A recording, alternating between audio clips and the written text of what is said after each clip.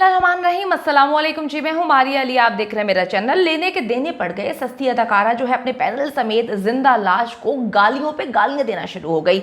इतना तो हमने कमाया नहीं जितना हमें लुटाना पड़ा, जितना हमारा पैसा लग चुका, जितना हमारा खर्चा करवा दिया है। सिंध हाई कोर्ट से जान बचाने में कितने लाख लगे, किस तरह से वकीलों को हायर किया गया, किस तरह से गेम डाली गई, आज की वीडियो में इस पर बात करेंगे। जाली मौला जट मेरे ख्याल में वकील हैं और वकील होने के बावजूद वो ना सस्ती अदाकारा का और ना ही अपना केस लड़ते हैं। आखिर इसकी वजह क्या है, क्यों वो अपना केस नहीं लड़ सके?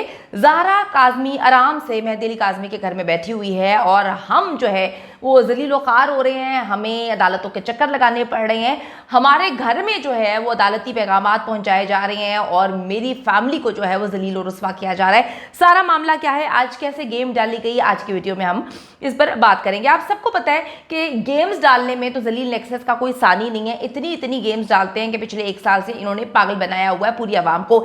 एक केस था जी ज़हीर पर, माइनर बच्ची के अगवा करने के बाद एक जाली निकाह करने का, और अब बाकी केसेस भुगतने पड़ रहे हैं सस्ती अदाकारा और उसके पैनल को। कितनी अजीब सी बात है कि ये केस शुरू हुआ था ज़हीर के ऊपर, उसके वालिदैन की जानिब से, ज़हरा काज़मी के वालिदैन की जानिब से करवाया गया था कि उन्होंने बच्ची को अगवा किया है और एक जाली निकाह किया गया। तो इसमें पता नहीं जो लोग कहते हैं कि हम इस केस को रिपोर्ट कर रहे हैं, वो पता नहीं कहाँ से इस वक्त केस भुगतने में लगे हुए हैं। ऐसा क्या है, इतना डीपली कौन जाता है? जब तक आपकी कोई गलती नहीं होती आप पर केसेस नहीं होते। लेकिन मेरी समझ से बाहर है कि इस केस पर जो है वो अपने ऊपर केसेस खैर क्यों करवाए गए। ज़हरा काज़मी केस पर भी ये अब बात नहीं कर रहे। बड़ी अजीब सी बात है क्योंकि इनके ऊपर इतने केसेस हो चुके हैं, हर बंदे ने इनके ऊपर केस कर दिया और ये अपने केस भुगतते फिर रहे हैं। और हर केस का जवाब देने के लिए, उसमें वकील हायर करने के लिए, मामला को हैंडल करने के लिए आपको पता है कि पैसों की ज़रूरत है। अब कुकड़ी गैंग जी जज साहब से माफ़ी मांगने को अपनी फतह करार दे रही हैं। अब आप मेरी बात सुने, अगर कोई जाकर रोना पिटना डाल देता है, जहाँ पे जाके जो है अपने बच्चों का वास्ता देता है, कहता है खुदा के लिए मेरे बच्चों का आपको जो है ख्याल करें, आपको अपने बच्चों का वास्ता, आपको अल्लाह का वास्ता, तो आप हमारी जान छोड़ दें, हमने तो आपको ये नहीं कहा था, तो डेफिनेटली तो अब जज साहब इस पर यही कहेंगे ना, ठीक है। अब आप देखें कि कुकड़ी पेश नहीं हुई, कुकड़ी का जो पैनल का हेड बनता है यानी कि जाली मौला जट, वो भी पेश नहीं हुआ, उनकी जानिब से शायद कोई वकील पेश हुआ है।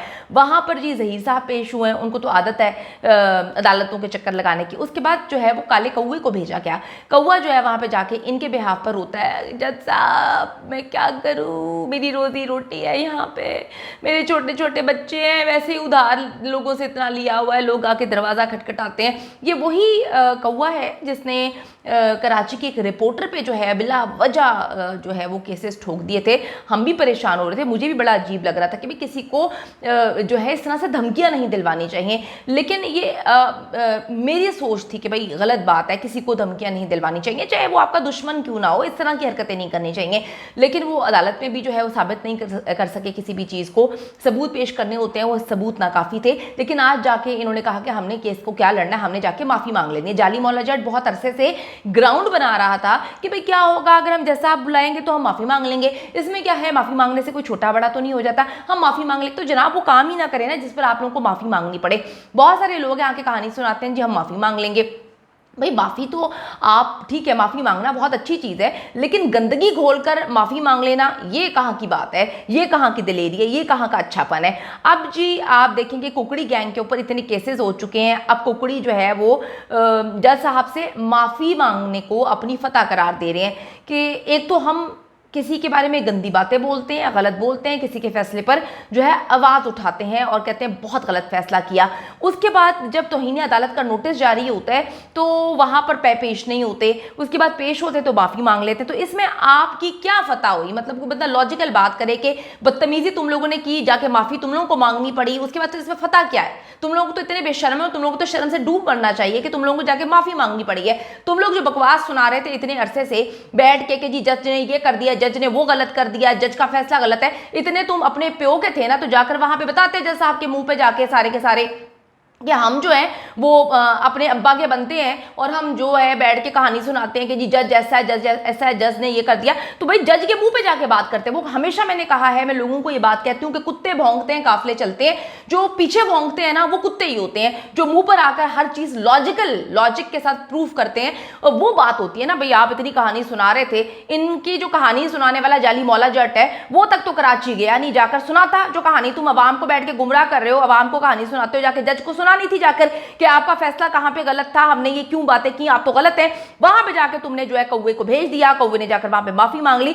आप यार देखें, कोई माफी मांग रहा है जाके रोने पिटने डाल रहा है तो आपको माफ तो करना ही है ना, मतलब अब और क्या करें। अब वहां पे जाके अब कोई कह रहा है कि अल्लाह का वास्ता है, आपको रसूल का वास्ता है, खुदा का वास्ता है, तो फिर माफ करना ही बनता है, माफ कर दिया गया। अब आप देखें कि सिंध हाई कोर्ट के जिन जज साहब के बारे में शर्मनाक बातें करते रहे और आज उन्हें ऑनरेबल मिलॉर्ड कहकर उनसे माफी मांग ली। मतलब मैं वही कहती हूँ कि भाई इंसान अपनी जुबान से पहचाना जाता है, तुम तो अपनी जुबान के नहीं हो। तुम यहाँ पर बैठकर कहा करते थे कि ज़ारा काज़मी अपने वालिदैन के साथ चली गई तो मैं उस बच्ची का साथ दूंगा। ये इनके जाली मौला जट की कहानी है, मैं अपनी बातें नहीं करी, मैं अपने पेट से बात नहीं लगा रही, मैं वो बात बता रही हूँ ऑन रिकॉर्ड है, मेरे पास लिखी भी हुई है। इंसान ना मर्द अपनी जुबान से पहचाना जाता है, जो बार बार जुबान चेंज कर ले फिर आप समझ सकते हैं कि वो क्या होता है। तो इसने बैठकर ये बात बोली थी कि जी जो है वो ज़ारा काज़मी जो फैसला करेगी, तो भाई ज़ारा काज़मी फैसला कर तो चुकी है कि वो अपने वालिदैन के साथ जाना चाहती है। उन्होंने कालक मल दी, मुंह पर जो है बच्ची ने कालक मल दी, ज़हीर सामने बैठा हुआ था, वो चली गई है। तो अब नई कहानी सुना रहे हैं, उसको तहखाने में बंद किया हुआ है, उसको जो है वो पता नहीं मुंह पे उसके कपड़ा बांधा हुआ है। यार बस करो, उनको जीने दो। अब जी केस भुगत रहे हैं और मैं कहती हूं कि मुनाफिकत का लेवल चेक करें कि जिन जज साहब के खिलाफ बैठ के बकवासियात करते थे आज जाकर उनको ऑनरेबल मिलॉर्ड कह कह के माफिया मांगी गई हैं। अच्छा जी, जज साहब के माफ करने को ये अपनी फतह करार देकर खुशियां मना रहे हैं। खुशी किस चीज की? मतलब मुझे ये बताओ कि बदतमीजी तुम लोगों ने की, हम बड़ी बड़ी गलतियां करते हैं, हम जाके माफी मांग लेते तो बात खत्म हो जाती है ना। यही बात है कि तुम लोगों ने माफी मांगी है, तुमने जाकर जज को ये नहीं कहा कि जो तुम्हें हमें बकवास सुनाया करते थे, आवाम को गुमराह करते थे, जज ने ये कर दिया, जज ने वो कर दिया। अब जाकर वहां पे बताना था ना जज साहब आपने ये कर दिया, आपने बड़ा गलत किया, वहां पे माफीनामे क्यों पहुंचा दिए? यार मुनाफिकत बस करो, खुदा का खौफ करो। आवाम तुम्हारी बेगैरती में नहीं आने वाली, जो तुम लोग बेगैरतियां करते हो, झूठ बोलते हो, आवाम इसका शिकार नहीं होते। हाँ, फतह तब होती जब जहां वहां पर जाकर तुम लोग जज को कहते कि जी हमने ये बात बोली है, हम इस पे स्टैंड करते हैं, आपने ये किया, फिर उसको साबित करते। तुम लोगों ने वहां पे जाकर माफी मांगी है, तो माफी अगर आप मांगेंगे तो डेफिनेटली जज साहब जो हैं वो इतने अच्छे हैं कि उन्होंने आपको माफ कर दिया। इसमें आपकी फतह कहां से हुई? ये होता है जी अपनी हद से बाहर निकलने का अंजाम के बाद में आपको माफिया मांगनी पड़ती हैं, हाथ जोड़ने पड़ते हैं। ज़ारा काज़मी केस पर रिपोर्ट करने की जो है बहाने इन्होंने बहुत सारी गेम्स डालने की कोशिश की, इन्होंने बहुत दिहाड़ियाँ लगाई, इन्होंने बहुत पैसा कमाया, इन्होंने इतना पैसा कमाया, इन्होंने इतना कुछ लूट मार की, आज अपना ही केस रिपोर्ट कर रहे हैं। और ज़हीर का, ज़ारा काज़मी का केस इनको पता ही नहीं है क्या है। झूठी खबरें बताते बताते खुद ये लोग खबर बन गए हैं। अब ज़हीर को गालियां देते हैं कि जी लाहौर बैठकर कराची में हमें वकील करना पड़ रहा है, हमें अपने पैसे लगाने पड़ रहे हैं, लाखों का हमें चूना लग चुका है। जाली मौला जट की सब जब से एंट्री हुई है ना, यकीन करें मुझे हंसी आती है।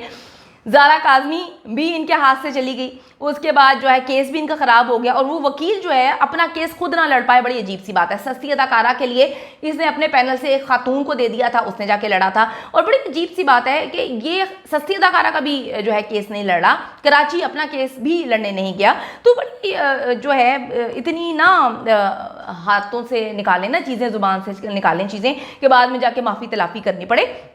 इसीलिए तो कहते हैं कि जी इजी कम इजी गो होता है, जैसा पैसे आता है वैसे पैसे निकल जाते हैं। इन्होंने 10-10 हज़ार रुपये की दिहाड़ियाँ नहीं छोड़ी, इन्होंने 10-10 हज़ार रुपया मांगा फोटोकॉपी के जो है जुमरे में, 2 नंबरी का पैसा निकल गया इनका और अब इनकी ज़लालत पूरे के पूरे माशरे में अलग हो रही है। बड़ा मज़ा आया।